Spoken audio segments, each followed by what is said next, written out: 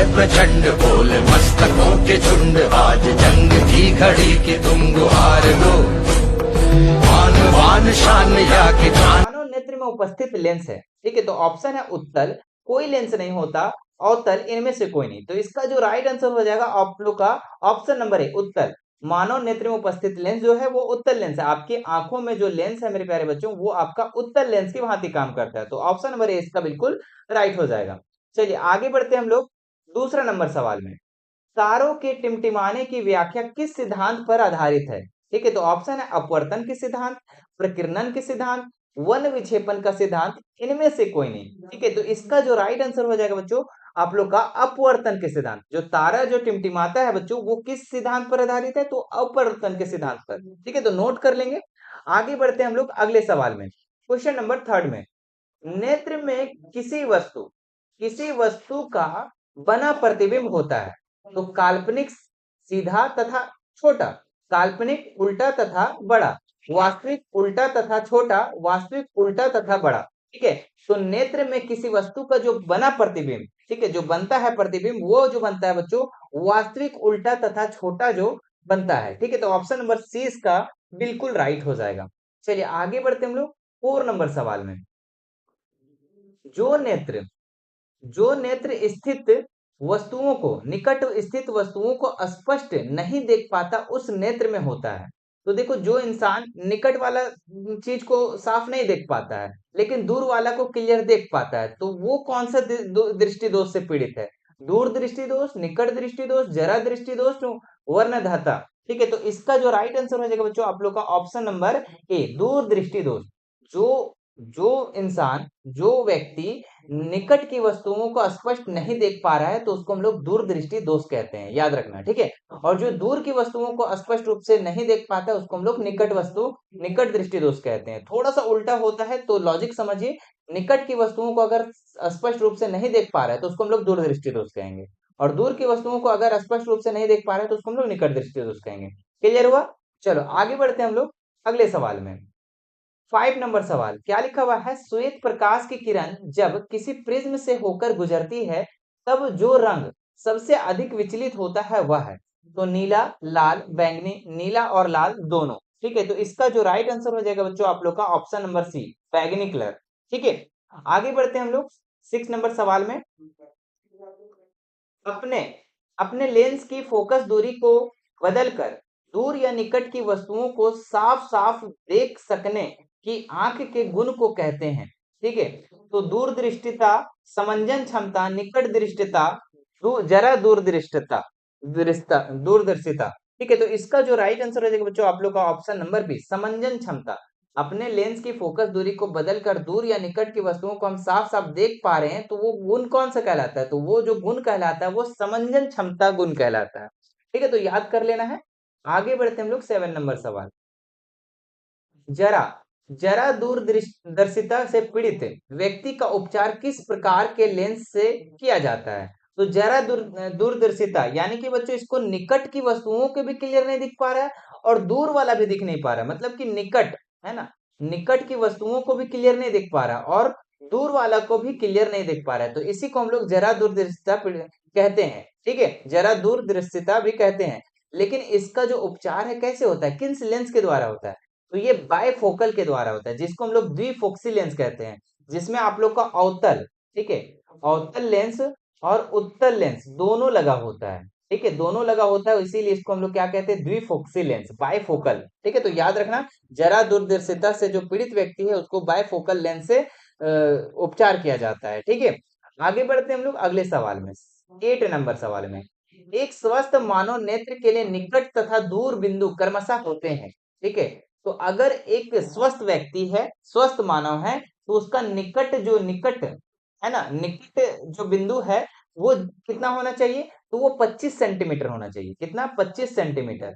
अच्छा, दूर बिंदु कितना होना चाहिए? तो दूर अनंत तक। आपको जितना ताकत है वो उतना देखो, आपका आंख जितना अच्छा है आप उतना दूर तक देख सकते हो, लेकिन कम से कम 25 सेंटीमीटर तक निकट में दिखना चाहिए। ठीक है, तो ऑप्शन नंबर इसमें कौन सा हो जाएगा? डी, ऑप्शन नंबर डी इसका बिल्कुल राइट हो जाएगा। ठीक है, चलो आगे बढ़ते हैं हम लोग 9 नंबर सवाल में। विभिन्न दूरियों पर की वस्तुओं के प्रतिबिंब को फोकस करने के लिए आंख कि लेंस की फोकस दूरी परिवर्तित होती है, ठीक है। तो पुतली द्वारा, रेटिना द्वारा, सिलियरी पेशियों द्वारा, आइरिस द्वारा, ठीक है। तो इसका जो राइट आंसर हो जाएगा बच्चों आप लोग का ऑप्शन नंबर सी, सिलियरी पेशियों द्वारा, ठीक है। नोट कर लेंगे। आगे बढ़ते हैं हम लोग 10 नंबर सवाल में।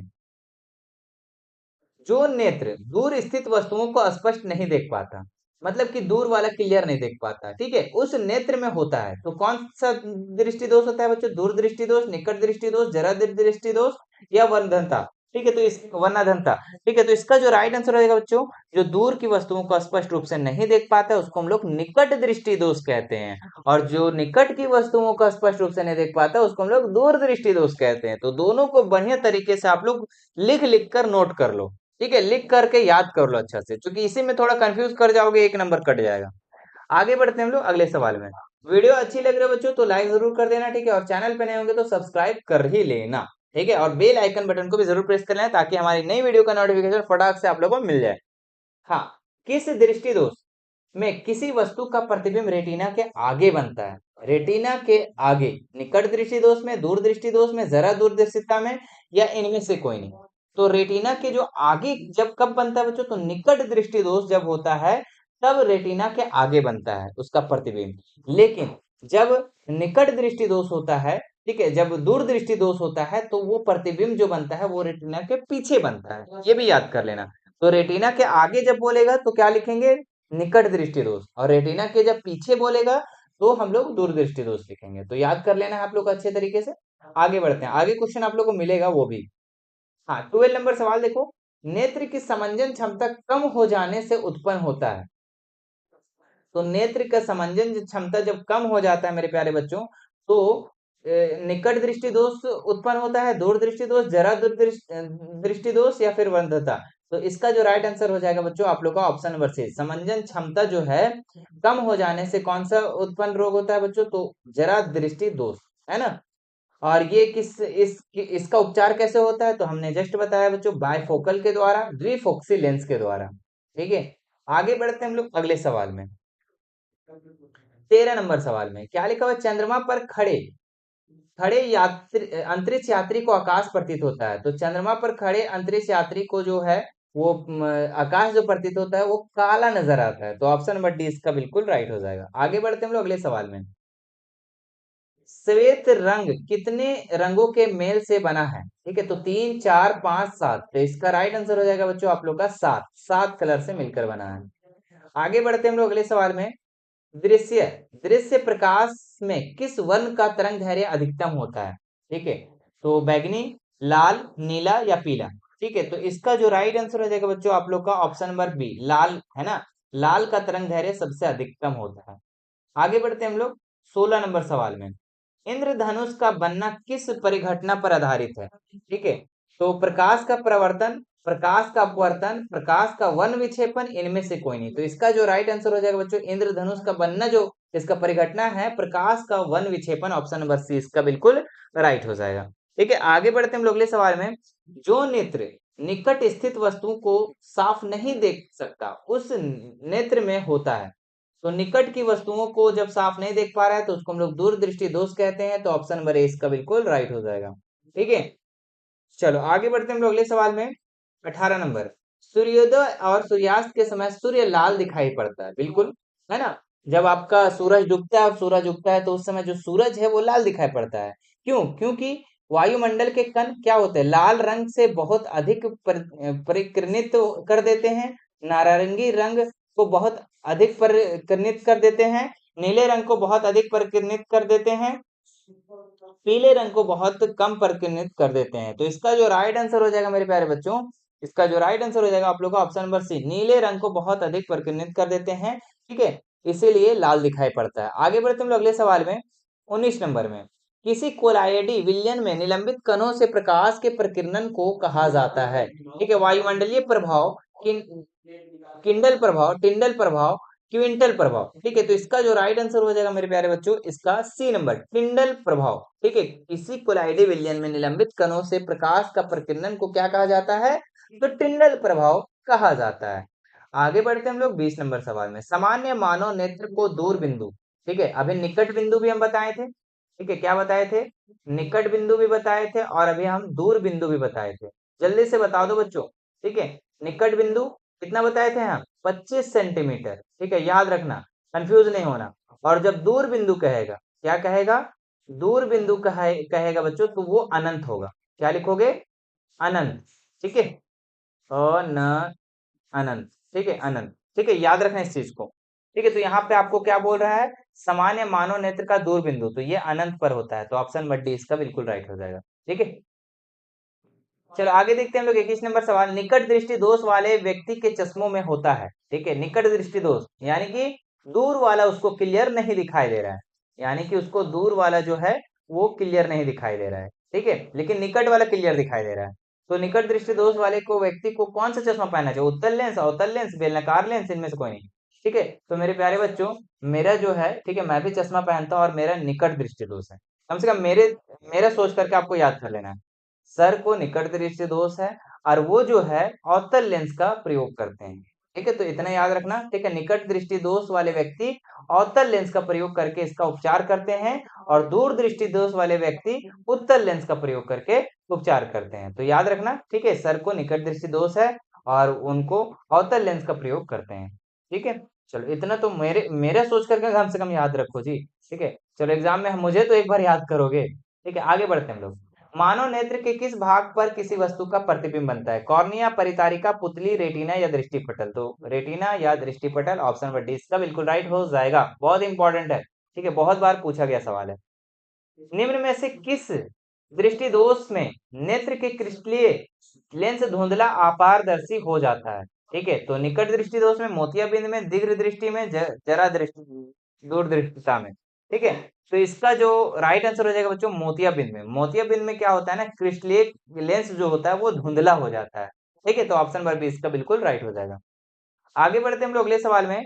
स्पेक्ट्रम प्राप्त करने के लिए किसका उपयोग किया जाता है?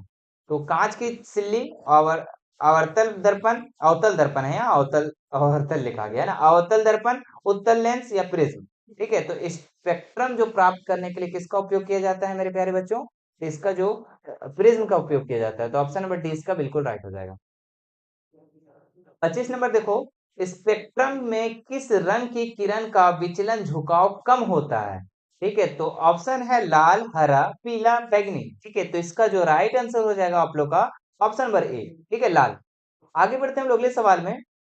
दीर्घ दृष्टि दोष है ना, दीर्घ दृष्टि मतलब दूरदृष्टिता के निवारण के लिए उपयोग किया जाता है। तो अभी हम लोग निकट वाला पढ़े थे, अब यहाँ पे दीर्घ वाला पूछा है, दूर वाला पूछा है, तो ये क्या हो जाएगा? उत्तल लेंस है ना, ऑप्शन नंबर बी इसका बिल्कुल राइट हो जाएगा।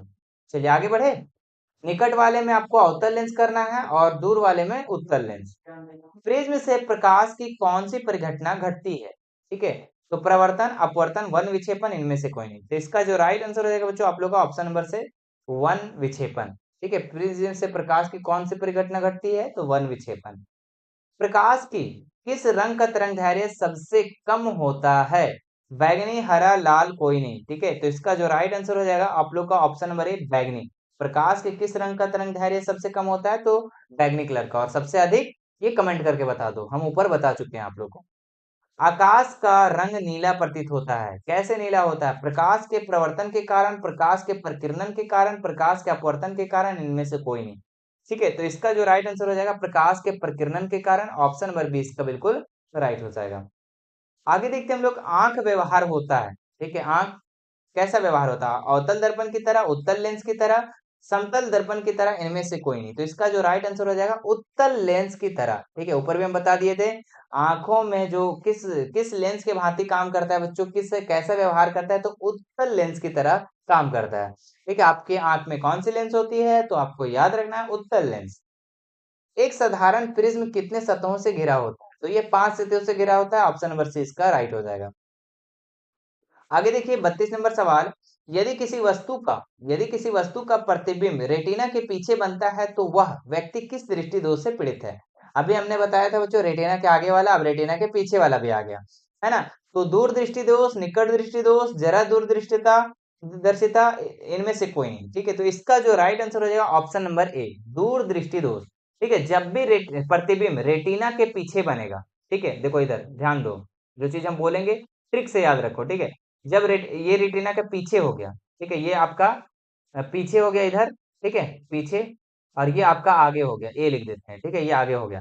तो रेटिना के जब पीछे प्रतिबिंब बनेगा, जब इधर बनेगा प्रतिबिंब, ठीक है, तो दूर दृष्टि दोष, क्या लिखोगे, दूर दृष्टि दोष। और रेटिना के जब आगे बनेगा मेरे प्यारे बच्चों, ये आगे है, और आगे जब बनेगा तो वो निकट दृष्टि दोष, ठीक है, याद रखना, ठीक है। चले आगे बढ़ते हैं हम लोग अगले सवाल में।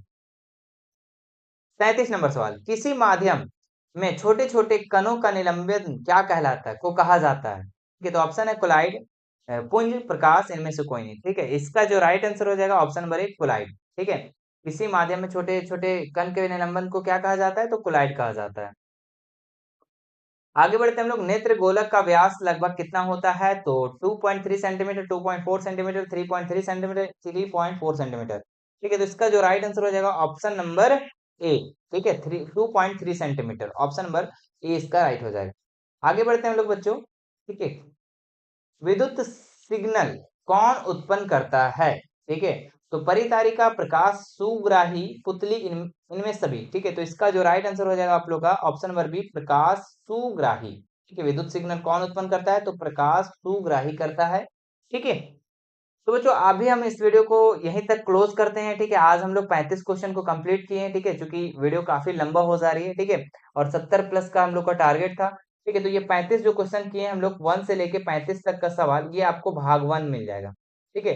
इसका नाम हम भाग 1 दे दे रहे हैं, ठीक है। और बाकी जो ये 35 से जो बाद का क्वेश्चन होगा, ठीक है, 35 से 70 तक क्वेश्चन होगा, इसको हम लोग भाग 2 में अपलोड कर देंगे, ठीक है। तो हमारे चैनल को अगर सब्सक्राइब नहीं किए होंगे तो सब्सक्राइब जरूर कर लेना, ठीक है। जैसे ही आपको भाग 2 अपलोड होगी इस चैनल पे, तो आपको फटाक से नोटिफिकेशन मिल जाएगा, ठीक है। तो आप हमारे चैनल को सब्सक्राइब करके बेल आइकन बटन को जरूर प्रेस कर लेना, ठीक है। और आपको वीडियो कैसी लगी ये आप कमेंट करके बता दो फटाक से, ठीक है। कमेंट कर दो कि आपको वीडियो कैसा लगा, ठीक है। और सभी लोगों को शेयर कर दें, अपने फ्रेंड्स में कर दो, अपने रिलेटिव्स में जो क्लास 10th की प्रिपरेशन कर रहे हैं, ठीक है। और बाकी कोई भी दिक्कत होती है तो हमारे इंस्टाग्राम, टेलीग्राम, व्हाट्सएप का लिंक डिस्क्रिप्शन में डाला हुआ है, वहां से आप हमें फॉलो करके कोई भी बेझिझक सवाल कर सकते हैं। चलिए फिर मिलते हैं नेक्स्ट वीडियो में, थैंक यू सो मच।